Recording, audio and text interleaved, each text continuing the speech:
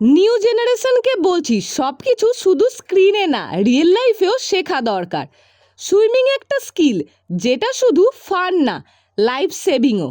জলকে ভয় না পেয়ে ধীরে ধীরে তাকে কন্ট্রোল করতে শেখো। একদিনে পারফেক্ট হবে না, কিন্তু প্রতিদিন একটু একটু করে বেটার হওয়াটাই আসল। নিজের কনফিডেন্ট নিজেরই বিল্ড করতে হয়, আর সুইমিং সেটা শেখায় খুব সুন্দরভাবে। প্রতি বছরের মতো এবছরও প্রগতির সঙ্গে সাঁতার শুরু হয়ে গেল। তোমরা এখনও যারা ভাবছো সাঁতার শিখতে চাও তারা তাড়াতাড়ি জয়েন করে নাও। এখানে ছোট্ট থেকে বড়দেরকে সবাইকে শেখানো হয়। বড়দের জন্য মহিলা ট্রেনার আছে, মেয়েদের জন্য বিশেষ করে।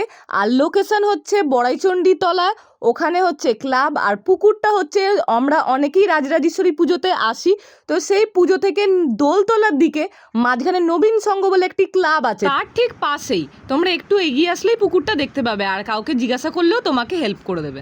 ক্লাবের নাম বলতে হবে প্রগতি সংঘ।